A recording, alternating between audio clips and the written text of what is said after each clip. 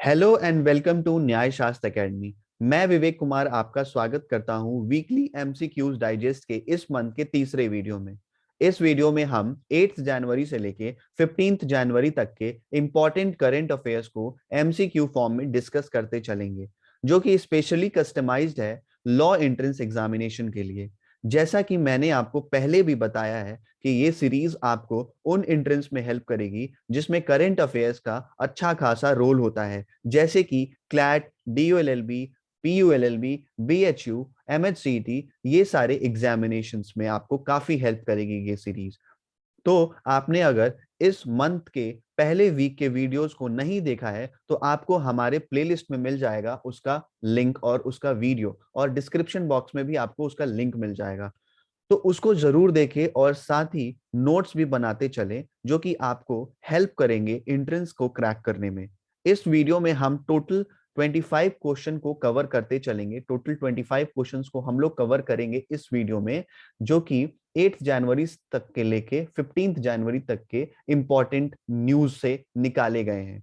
ठीक है, तो टोटल जो हम लोग स्टार्ट करने जा रहे हैं, ये वीडियो 51 क्वेश्चन से स्टार्ट करेंगे, जो कि 75 क्वेश्चंस तक ये चलेगा। ठीक है, 51 क्वेश्चन से लेके 75 तक, और दूसरा पार्ट जो आएगा इस वीक का, वो होगा 75 क्वेश्चन से लेके कितना 100 तक। तो टोटल हमारा टारगेट है कि इस मंथ में हम लोग आपको almost 200 plus important current affairs provide करें, जो कि आपको लॉ एंट्रेंस एग्जामिनेशन को क्रैक करने में बहुत मददगार होगी। तो बने रहें हमारे साथ, न्याय शास्त्र एकेडमी को सब्सक्राइब करें और बेल आइकन भी जरूर दबाएं।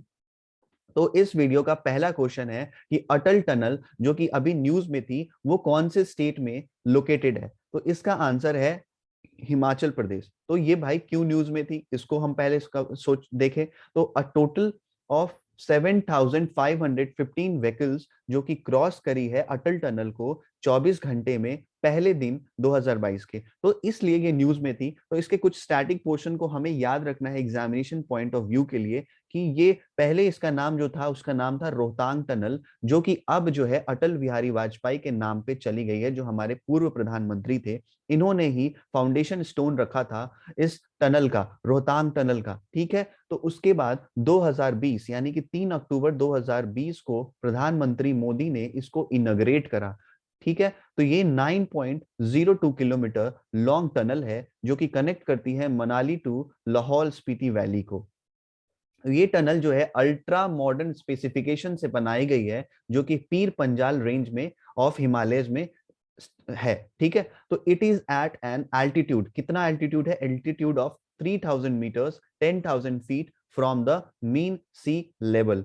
ठीक, ये टनल कितना डिस्टेंस रिड्यूस करती है? 46 kilometre between Manali and Leh, and the time by about 4 to 5 hours, और 4-5 घंटे बहुत ज्यादा होता है। ठीक है, तो ये बॉर्डर रोड्स ऑर्गेनाइजेशन जो है, इन्होंने काफी हेल्प करा इस टनल को बनाने में। तो उन्होंने काम करा relentlessly to overcome major geological, terrain and weather challenges. चलिए, नेक्स्ट क्वेश्चन है आपका कि रामनाथ गोयनका अवार्ड जो है वो किस फील्ड में मिलता है? ठीक है, तो ये क्वेश्चन है। तो ये इस क्वेश्चन को मैंने प्रीवियस वीडियो में भी कवर किया था, तो आप उसको जरूर देखिएगा कि ये इसके पहले वाला जो क्वेश्चन था वो क्वेश्चन क्या था। तो आपको इसको इमेज से, ये फोटो देख के आपको पता चल जाता है कि TVS present Ramnath Goenka excellence in journalism award. तो इसका आंसर क्या हो जाएगा? जर्नलिज्म। चलिए, कुछ स्टैटिक पोर्शन को भी जाने। तो ये जो अवार्ड था, ये रामनाथ गोयनका के नाम के से स्टार्ट किया गया था, रामनाथ गोयनका के, जो कि फाउंडर हैं किस चीज के? इंडियन एक्सप्रेस ग्रुप के, और इंडियन एक्सप्रेस के इन 1932 में ये फाउंड करी गई थी। ठीक है, तो Indian express has announced the Ramnath Goenka excellence in journalism awards. तो यही क्वेश्चन था। चलिए, अगला क्वेश्चन है, who is the director and chairman of Starlink India business who has announced his resignation? तो स्टारलिंक जो है, भारत में इस कंपनी की हालत अभी खस्ता हो रखी है। तो उसके जो चेयरमैन है, डायरेक्टर हैं, उन्होंने रेजिग्नेशन दे दिया। क्यों रेजिग्नेशन दे दिया उसको भी हम आगे कवर करेंगे। तो उसका पहले नाम जान लेते हैं उनका। तो उनका नाम है संजय भार्गव। ठीक है, संजय भार्गव जो है, उन्होंने स्टेप डाउन कर दिया है director and chairman of the board of Starlink India, citing personal reasons. ठीक है, तो पहले थोड़ा जान ले कि स्टारलिंक है क्या। तो स्टारलिंक जो है वो एलॉन मस्क की इंटरनेट कंपनी है, satellite internet company of Elon Musk. तो स्टारलिंक जो है भारत में बहुत ही टफ टाइम फेस कर रही है इंडियन मार्केट में। क्यों, उसका रीजन हम देखते हैं। तो स्टारलिंक रोल्ड आउट, पहले क्या करती है, इंटरनेट सर्विस ये प्रोवाइड करती है इंडिया में in early 2021, but it was force to shut down, इसे बंद करने का आदेश दिया गया गवर्नमेंट इंटरवेंशन के द्वारा। क्यों, क्योंकि 2021 में डिपार्टमेंट ऑफ टेलीकम्युनिकेशन ने वार्न किया इंडियन सिटीजन को कि आप अवॉइड करें एलॉन मस्क की जो भी स्टारलिंक इंटरनेट सर्विसेज जो आप खरीद रहे हैं उनको अवॉइड करिए, क्योंकि ये अभी तक लाइसेंस नहीं है इंडिया में। तो टेलीकॉम डिपार्टमेंट ने इन्हें वार्न भी किया कि आप लाइसेंस ले लें, उसके बाद आप जो भी करें बेच सकते हैं अपनी इंटरनेट सेवाएं भारत में। बट इन्होंने अभी तक लिया नहीं है, तो इसकी वजह से काफी दिक्कतें आ रही हैं, इसीलिए संजय भार्गव ने भी स्टेप डाउन कर दिया। तो ये government had also asked the company to refund all the pre-orders it received until it gets license to operate in India। ठीक, तो प्री ऑर्डर्स अगर किसी ने लिया है तो उसे वापस करने और उनके पैसे वापस करने को भी कहा है डिपार्टमेंट ऑफ टेलीकम्युनिकेशंस ने। तो अगला क्वेश्चन है हमारा, इंदिरा गांधी राष्ट्रीय उड़ान एकेडमी जो है वो अभी न्यूज में थी, तो हम आगे कवर करेंगे कि ये क्यों न्यूज में थी। उससे पहले आपको आंसर करना है कि ये कौन से स्टेट में है। तो ये आपका उत्तर प्रदेश में है, ठीक है। तो ये क्यों न्यूज में थी, तो अभी जो है इंदिरा गांधी राष्ट्रीय उड़ान एकेडमी जो है 19,000 आवर्स पाइल्ड अप करी है फ्लाइंग का, जो कि एक एवरेज ईयरली फ्लाइंग आउटपुट से कई गुना ज्यादा है, कई गुना ज्यादा नहीं है, 4,000 आवर्स ज्यादा है। ठीक है, तो इन्होंने यहाँ पे आपको ये डाटा तो याद रखना ही है एग्जाम के लिए, 19,000 आवर्स।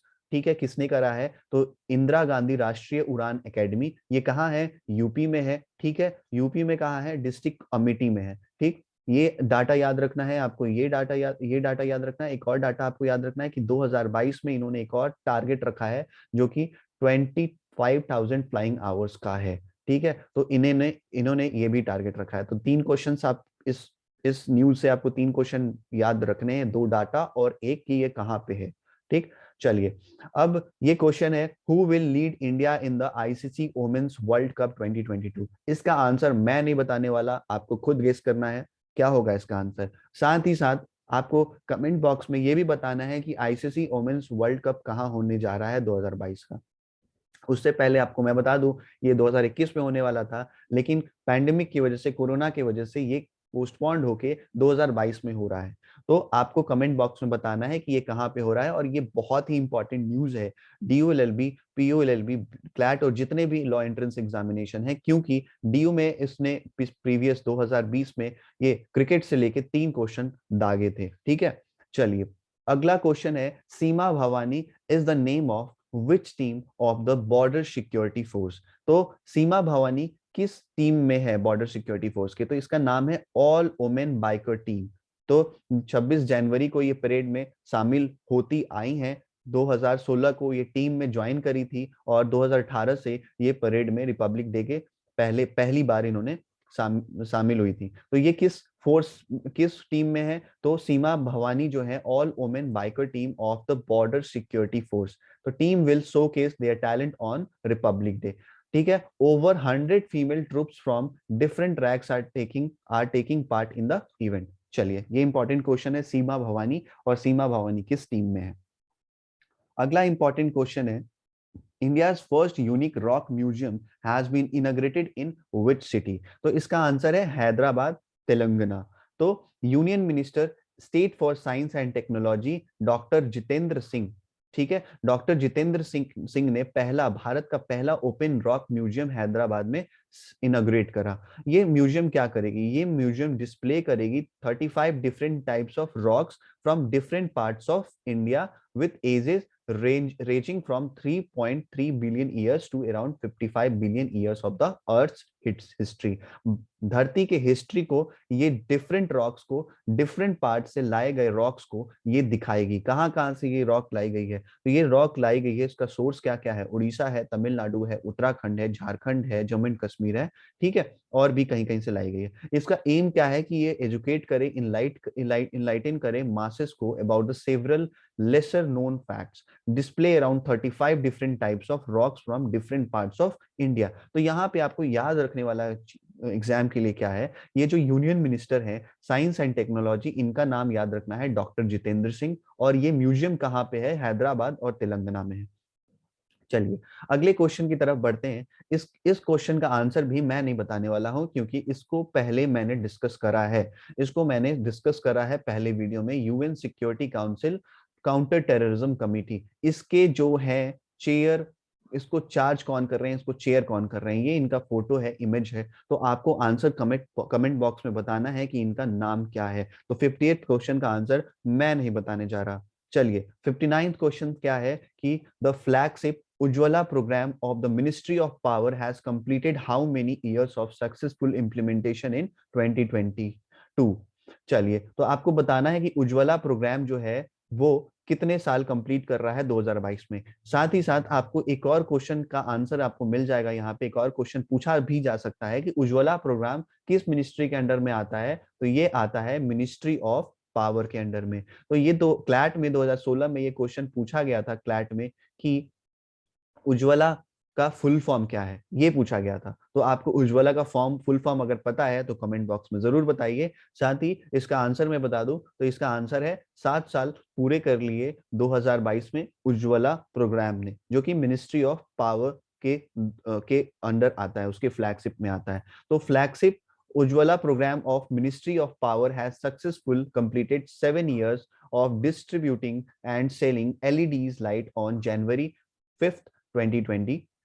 तो इसका फुल फॉर्म क्या है, Unnat Jyoti by affordable LEDs for all scheme, जो कि लॉन्च कब हुई थी, प्रधानमंत्री नरेंद्र मोदी ने लॉन्च करा था 5 जनवरी 2015 को। चलिए नेक्स्ट इंपॉर्टेंट क्वेश्चन की तरफ बढ़ते हैं। इसको मैंने डिस्कस करा है, एक हमारे इंपॉर्टेंट, हमने एक सीरीज स्टार्ट करी है जिसका नाम है लीगल एंड कॉन्स्टिट्यूशनल अपडेट्स, ठीक है। तो लीगल एंड कॉन्स्टिट्यूशनल अपडेट्स, उसमें भी हमने वीकली स्टार्ट करा है, उसका नाम है weekly legal and constitutional update, जिसमें हम लोग अभी तक 2 वीडियो अभी तक पढ़ चुकी है, जो कि 1 जनवरी से लेके 14 जनवरी तक की अभी तक आपको प्लेलिस्ट में मिल जाएगी। और हम उसमें कवर करते चलेंगे जब तक आपका एग्जाम नहीं होगा। जितने भी लीगल एंड कॉन्स्टिट्यूशनल अपडेट्स होते हैं, एग्जाम टाइम में हमें बहुत माथापेची करनी पड़ती है कि हमें कहीं से लीगल करंट अफेयर्स मिल जाए, तो आप न्याय शास्त्र अकेडमी को जरूर सब्सक्राइब करें उसके लिए।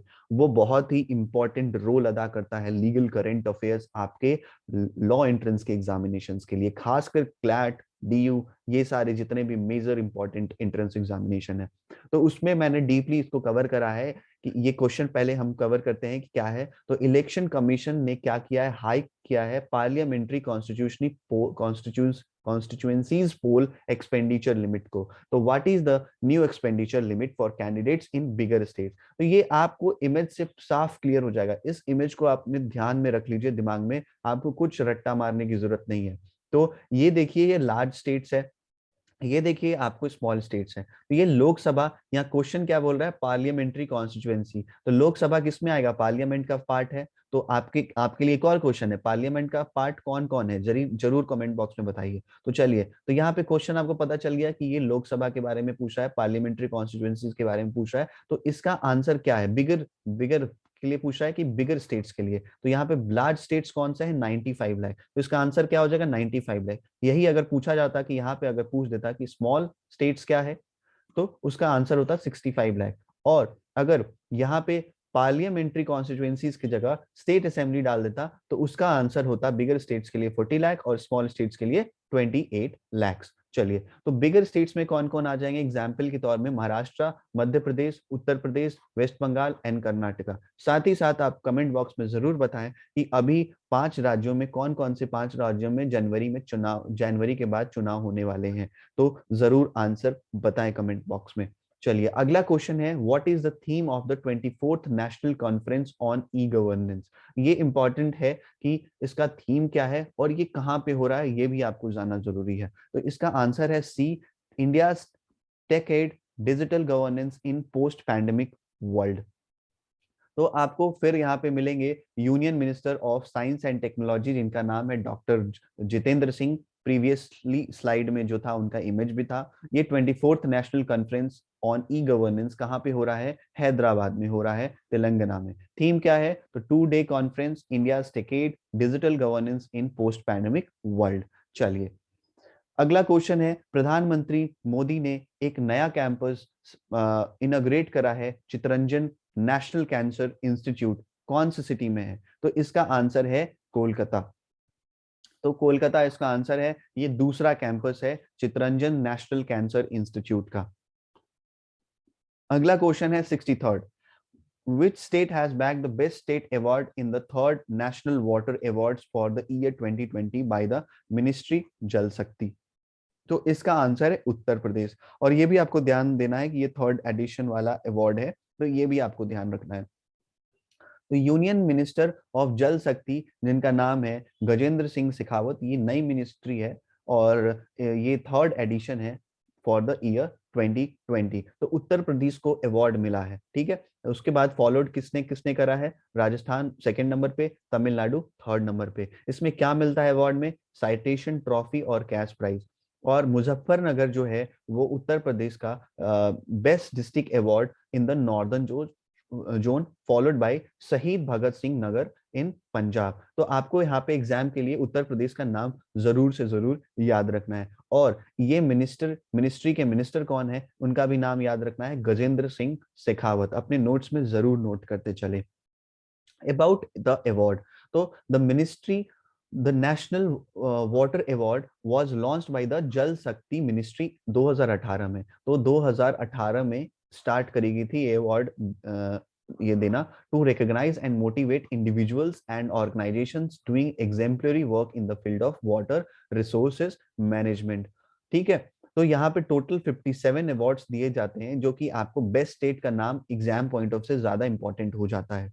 ठीक, तो उत्तर प्रदेश इसका आंसर है। चलिए नेक्स्ट इंपॉर्टेंट क्वेश्चन है कि centre has approved an MoU with which of the following country for the construction of a bridge over Mahakali river at Dharchula in Uttarakhand. तो इसका आंसर आपने काफी देखा होगा न्यूज में, ये बहुत ज्यादा न्यूज में थी। तो इसका आंसर आपको इस इमेज से मिल जाएगा, इंडिया और नेपाल। तो इसका आंसर है इंडिया एंड नेपाल ने एमओयू साइन करा है, ठीक है, महाकाली रिवर पे एक ब्रिज कंस्ट्रक्ट कराने के लिए। तो ये न्यूज में है क्यों? ये तो आपको पहले ही पता चल गया क्यों न्यूज में है, क्योंकि गवर्नमेंट ऑफ इंडिया और नेपाल की गवर्नमेंट ने एमओयू साइन किया है, जिसका फुल फॉर्म है मोमेरेंडम ऑफ अंडरस्टैंडिंग, ठीक है, to build a bridge over Mahakali river. ठीक है, where will be the bridge to be constructed? The bridge will be build over the Mahakali river, ये आपको पहले ही इमेज से क्लियर हो गया था। And it will link Darchula in Uttarakhand with Nepal Darchula. तो उत्तराखंड के दारचूला से लेके नेपाल के दारचूला तक को ये क्या करेगा? लिंक करेगा। The construction of the bridge will be completed, 3 साल में ये कंप्लीट हो जाएगा। सिग्निफिकेंस क्या है? This will be the second motor bridge on the Indian Nepal border in Uttarakhand, and the other one was Banbasa bridge is situated in Champawat district. चलिए वो static portion था, ठीक है। अब देख लेते हैं अबाउट थोड़ा स्टैटिक पोर्शन महाकाली रिवर के बारे में। तो महाकाली रिवर को एक और नाम से पुकारा जाता है, जिसका नाम है Sharda and Kali river, originates at Kalapani in the Himalaya in the Pithoragarh district in Uttarakhand. The river flows along Nepal's western border with India and it joins Ghaghara river, जो कि ट्रिब्यूटरी है गंगा की। महाकाली महाकाली ट्रीटी, तो it is an arrangement between government of Nepal and government of India regarding the integrated development of Mahakali river. ये treaty 1996 में sign करी गई थी।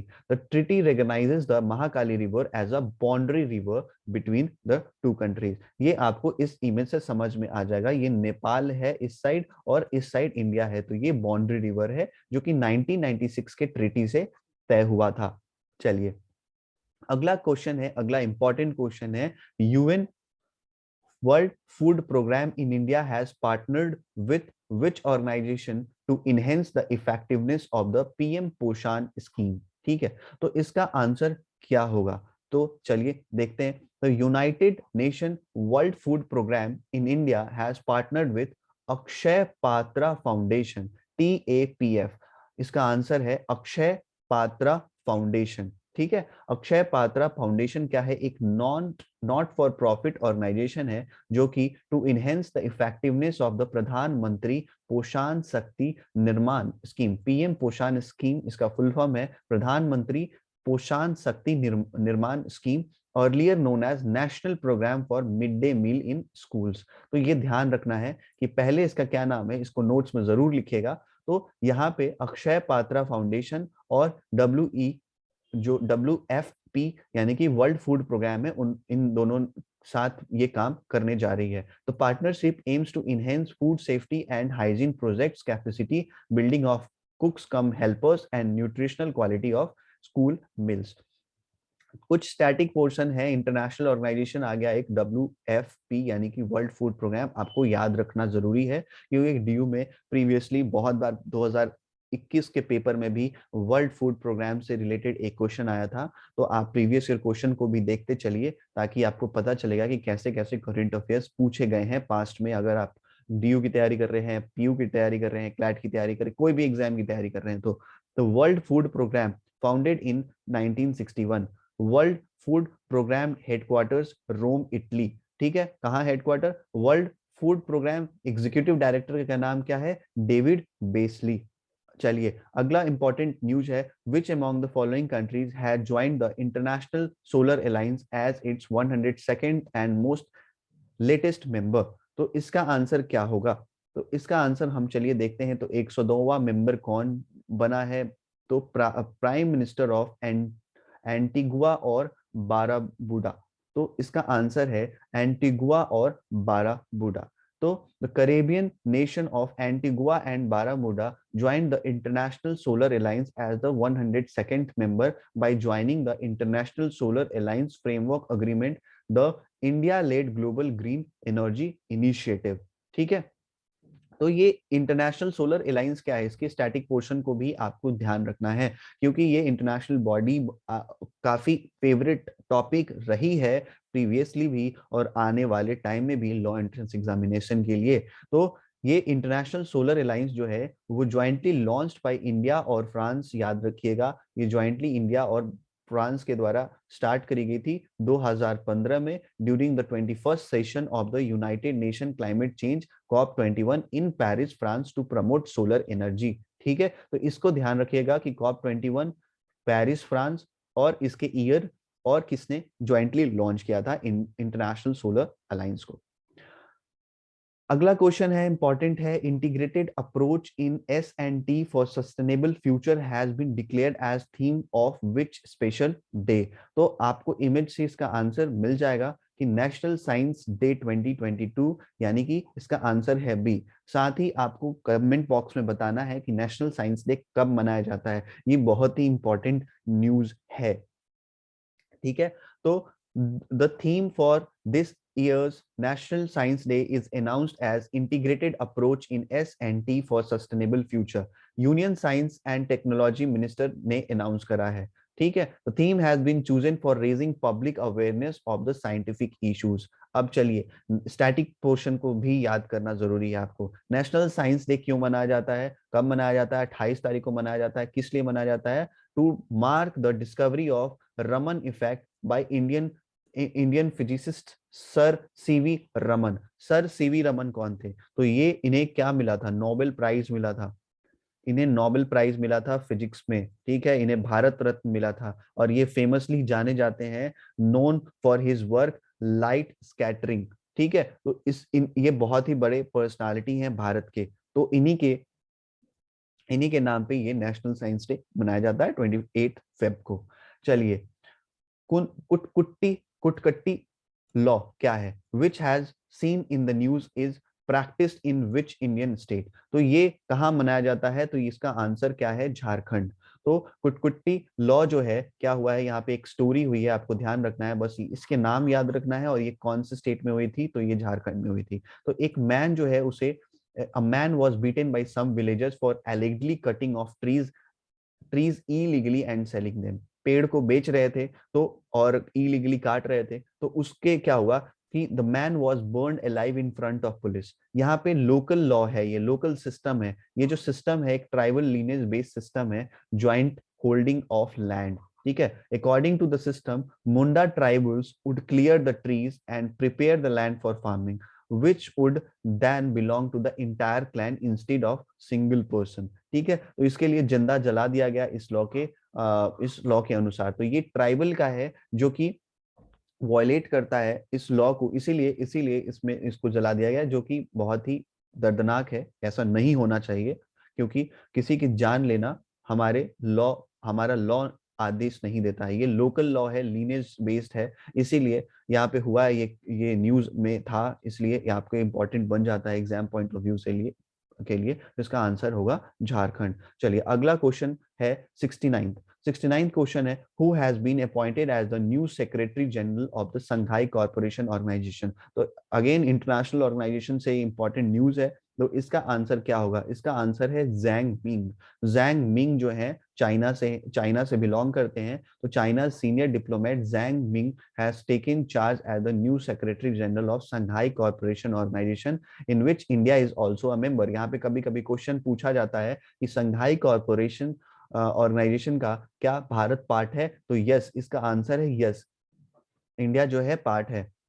तो आपको यहाँ पे आपको अपने नोट्स में जरूर लिखना है कि एससीओ जो है टोटल 8 मेंबर होते हैं एससीओ में, टोटल हैं अभी। तो India, Kazakhstan, China, Kyrgyz Republic, Pakistan, Russia, Tajikistan and Uzbekistan, ये सारे जो हैं ये किसके मेंबर है? संघाई कॉर्पोरेशन ऑर्गेनाइजेशन के। तो it also comprises 4 countries with observer status and 6 more as a dialogue partners. तो इंडिया ने कब ज्वाइन किया था, ये इंपॉर्टेंट है, ये आपके एग्जाम पॉइंट ऑफ व्यू से। और ये कौन से समिट में ज्वाइन किया था? तो अस्थाना समिट इन 2017। 2022 है वो भारत के लिए बहुत ही इंपॉर्टेंट है, क्योंकि for the first time it will assume the presidency of SCO after Uzbekistan. तो ये जो उज्बेकिस्तान है उसके बाद अब भारत 2022 में इसको प्रेसिडेंसी इसके पास आ रही है, इसीलिए बहुत ही इंपॉर्टेंट है। और यहाँ से भी आपको इंपॉर्टेंट क्वेश्चन आ सकता है, तो ये बहुत जरूरी है कि ये आपको ध्यान रखना है, ये एग्जाम में आ सकता है। तो ये फॉर द पीरियड ऑफ 2022 और 2023 इंडिया जो है प्रेसिडेंसी करेगा, और 2023 में इसके सबमिट को ये क्या करने वाला है? होस्ट करने वाला है। यहाँ से एक और क्वेश्चन आपके लिए है, तो एससीओ को भारत कब होस्ट करने वाला है? तो 2023 में। प्रेसिडेंसी कब तक रहने वाली है? तो फॉर द पीरियड ऑफ 2022 और 2023। ये इंपॉर्टेंट है, आपको ध्यान रखना है इतने क्वेश्चंस एससीओ से रिलेटेड। चलिए 70th क्वेश्चन है कि which of the following states has been named as the host for national youth festival 2022। ठीक, तो इसका आंसर जरूर बताएं। तो इसका आंसर क्या होगा? इसका आंसर है Puducherry. Puducherry has been hand picked by prime minister Modi to host 25th national youth festival. आपको यहाँ से पुडुचेरी का नाम तो याद रखना ही है, आपको ये भी याद रखना है कि नेशनल यूथ फेस्टिवल कौन से वाला हो रहा है? तो 25th वाला हो रहा है, तो ये ध्यान रखना है, ऐसे डायरेक्ट क्वेश्चन भी पूछा जा सकता है। और 25th national youth festival is going to be held in Puducherry, ये ध्यान रखना है कहाँ हो रहा है? पुडुचेरी में हो रहा है। Festival has been organised as a part of the Azadi की Amrit Mahotsav marking the 75th year of independence. तो हम 75th ईयर ऑफ इंडिपेंडेंस कब हमारा कंप्लीट होगा? तो ये होगा कब कब हम लोग आजाद हुए थे? तो उस दिन होंगे कब हम 1947 से लेके 1947 से लेके अगर आप 2022 तक को काउंट करेंगे तो ये कितना हो जाएगा? 75th ईयर हो जाएगा। चलिए, तो अब हिस्ट्री क्या है? तो national youth festival started in 1995 as a major activity under the programme held by national integration camp.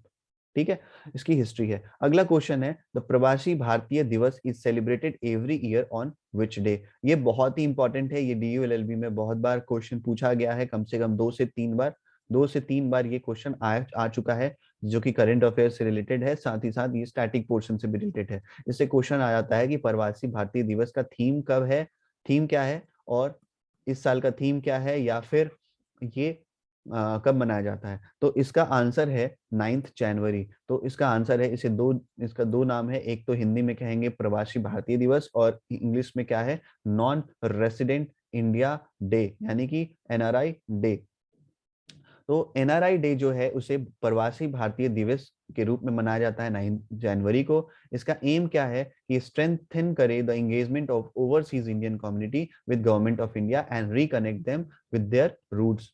On the occasion of 2022 Bharat Pravasi Bharatiya Divas, union minister of state for external affairs V Muraleedharan will speak at a virtual youth Pravasi Bharatiya दिवस conference. जिस किस पे बात करेंगे, role of Indian diaspora. तो ये आपको याद रखना होगा इसका नाम, ठीक है, इस साल के लिए, in innovation and new technology. इसकी हिस्ट्री एंड सिग्निफिकेंस क्या है तो आपको ध्यान रखना है। हिस्ट्री क्या है कि 9 जनवरी 1915 को महात्मा गांधी जो है साउथ अफ्रीका से वापस आए थे, जो कि ग्रेटेस्ट प्रवासी थे, who led India's freedom struggle and made India free from British और colonial rule.